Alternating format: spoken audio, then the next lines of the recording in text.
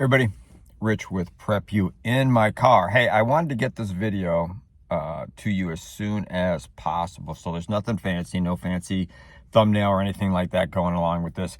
But the state and the Illinois State Police just did their first public hearing on the gun ban registrations under PICA. That's the Protecting Illinois Community Act. That's the one that's got the rifle ban and the magazine ban and the ammo, kind of an ammo ban in it also.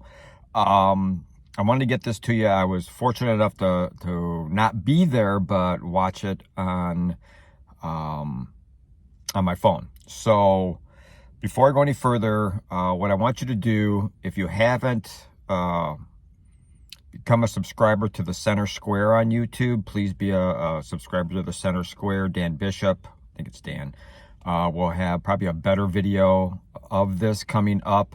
But I just wanted you to get a gist of what happened in the first meeting. First of all, there were quite a few people there. There were 4 officials from the state.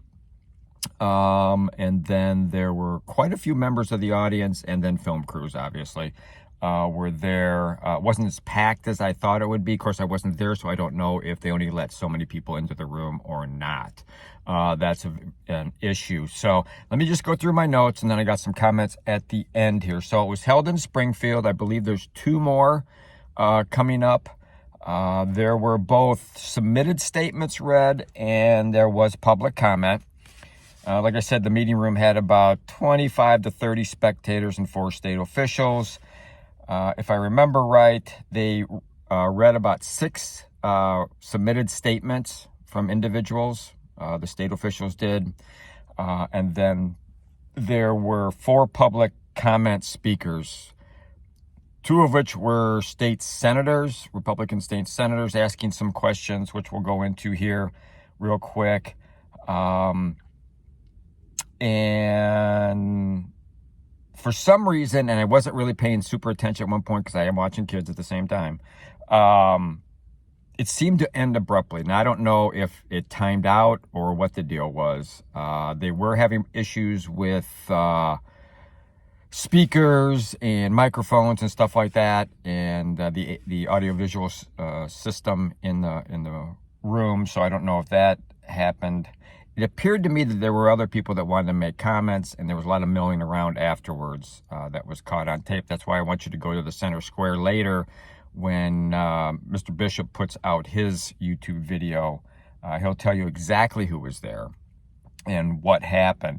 Some of the comments that were discussed were basically the constitutionality or questioning the constitutionality of PICA. That both came in written statements and from speakers in the room. They questioned the constitutionality of it. State really didn't make much comment on that. A lot of the comments that went through were shotgun related, believe it or not. Basically, tube length, shell sizes, which shell sizes are not involved in PICA, but when you have a semi-automatic shotgun that accepts 5 shells at 3 inches, it can actually accept 6 at 1 inch and 3/4. So there were some comments about that. The state basically said, I would say for probably 70% of the questions, refer to the on the Illinois State Police website, the PICA information and FAQ page. And then they just read some of the stuff that, kind of related to it. And most of the people that asked the questions were like, that's not what I asked. But okay, yeah, I could have read that. But they weren't going any further, any deeper into it. A lot of times they said some of the stuff they talked about as far as penalties if people don't register. And they basically said we're going to defer that to each attorney general in each of the states or each of the counties. They will make a decision on that. So if you're in a red county, you might be pretty lucky. If you're in a blue county, I think you're screwed. But like I said, it revolved around a lot of shotgun questions. And whether certain shotguns based on certain facts? Do they need to be registered? Something was also brought up about, believe it or not, airsoft rifles. Could they actually use the same attachments that a modern sporting rifle does? And they were asking questions that if I have a airsoft gun that has one of these attachments, do I have to register the attachment? And they were like, I don't know. You know, we'll get to you. So, so some of the questions that could not be answered, and the state promised that they would be answered before the next JCAR meeting, which is Joint Commission on Administrative Rules, on November 7th. And that's what the two state senators were saying. Are you sure we're going to have information by November 7th before this meeting about the questions that we asked? And the state officials say, yes, you will get some type of information.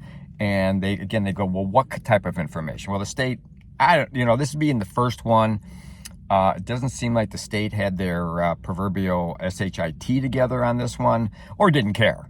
They didn't care what anybody had to say.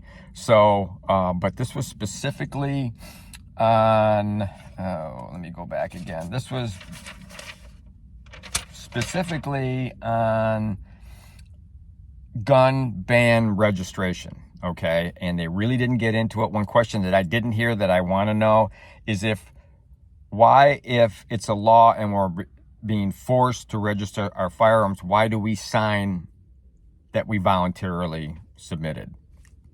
That's a good question that wasn't brought up at all. Then some of the comments back and forth were between the state senators and the state officials and ISP. They were just really trying to make sure that they got more information before the JCAR meetings. Apparently that it's going to affect some of the stuff that they're talking at JCAR. And that is November 7th. There are two more of these hearings. And I always get this word wrong. I know one is down in DuQuoin. One will be there. I'm not 100% sure where the other one is. So hopefully I'll get the opportunity to, I'll find out when they are. I'll watch those and I'll get videos out on those also. And I promise to be a little bit more attentive to the detail. And I will find out what happened at the meeting, if it ended abruptly or if it just timed out. And like I said, go to on YouTube, the Center Square, or you can just type in or DuckDuckGo Center Square, and Dan Bishop's name should come up, and he should have a really good video on this also. So that's it for now. Hopefully this answered some questions about what's going on. It probably didn't answer any question. What am I talking about? So we're good for now. I got to get back to work. So thanks for watching. Really appreciate it. And hey, be safe out there. Always be aware of your surroundings. Thanks a lot. Take care. See you next time.